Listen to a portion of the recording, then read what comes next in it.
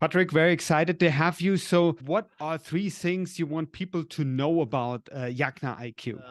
Well, number one, I want to say it's purpose-built use cases on top of a recognized channel CPQ engine. I think that's the first thing to talk about, given that we're on a CPQ podcast here. Yeah. And that what that means is that a channel CPQ engine extends across all the constituents of the channel, from the vendor to the distributor to the reseller to the customer, something we call VDRC. That's number two. And then number three, it's secure. So while all the constituents can see and modify that element that we're passing through the engine itself, they're looking at it through their own individual lens based on their margins and terms and conditions, et cetera. But their proprietary data, that's protected from outside actors and others on the platform. So those are the top three things I'd want them to take away. Excellent. And I think one thing which is very important for every customer is basically to find out what are the three major benefits that I can expect from using this software. So the number one thing we hear is the reduced time to produce these quotes at all levels of that VDRC, right? So where it was taking them an hour, maybe even 2 hours to and sometimes even weeks to give some of these quotes out and then distribute them down along the channel.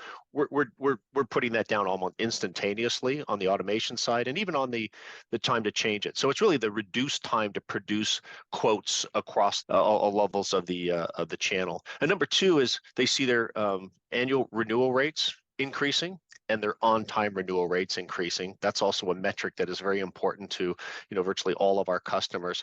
And then the third one is greater adoption of programs through automation. So where they may have marketing programs for upsell or cross-selling, by automating those programs, you don't have to rely on the resellers or that last mile seller to know all of your programs. You can programmatically look at what they're ordering and what they're getting quotes on, and then put those through a filter, if you will, that have marketing programs to see what qualifies particular programs and send them back upsell, cross-sell quotes as well. So those are the three things that our customers see most out of our platform, and they implement it. Excellent. And one thing, a term we use here in this interview is the channel CPQ, right? So, but we've never defined actually what does it mean. Do you have a chance to do that in a couple of sentences to quickly explain what the channel CPQ is? Yeah, I'll try to do my best here as well, because it is a new term, I think, and it's something that Yagna is really promoting. But typically, a CPQ engine is between two entities, right? You request a quote, and you want to make sure that it has all the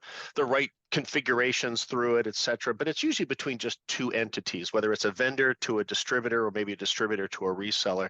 A channel CPQ allows us to put all of the entities into the CPQ and all of them be able to make modifications to this element, which is the quote itself, or sometimes it's a lead, by the way.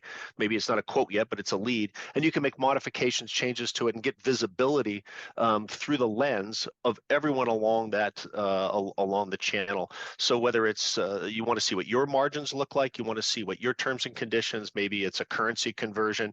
If anybody makes modifications, you will see that same element through your own lens. So that's the best I'm going to do for you right now, I think.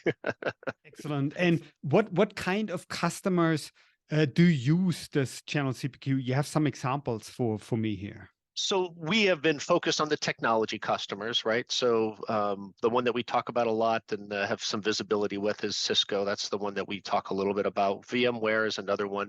And VMware is interesting because they're also we expect them to do a transformation from a perpetual licensing model, which is a renewal, to a subscription licensing model, which is kind of an upsell when you think about it, right? So you're doing some upsell and cross-sell is there as well.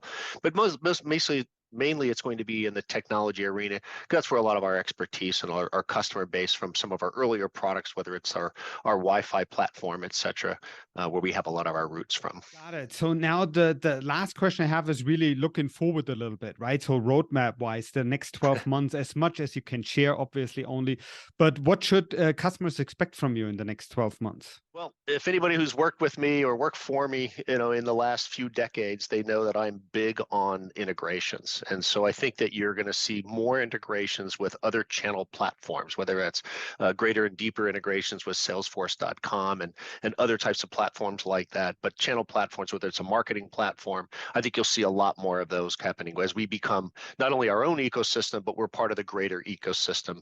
And that's going to be driven by that. The other thing I think you'll see is more reseller adoption. adoption. While we were originally focused with these products and selling them to the vendors, because that's where the real need is, the real value is coming in with reseller adoptions. Resellers don't necessarily want just another portal, but if they can get a value out of that portal through multiple distributors and multiple vendors, then we can drive more value to everybody upstream, if you will, in the channel model. So greater reseller adoption, that's something we're heavily focused on right now.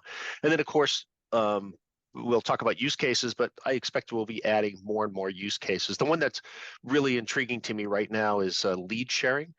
I've been at a vendor myself many times, and there's nothing worse than going to a trade show or getting people on your marketing, whatever it is. You have these huge thousands sometimes of leads, and you don't know how to get them to that last mile seller, right? So the way that we pass renewals, we can pass leads to the platform as well and get visibility to the vendor. Are those leads being distributed to the right reseller? Are they being acted on by that reseller? Maybe we need to pull them back and give it to another reseller because they haven't been acted on or they're the wrong one. Or we give the ability for the reseller to say, this is a great lead, not a good lead, here's what happened, and get all that information instantaneously back to where they came from and be able to measure their marketing program. So that's a really exciting use case that we're working on right now.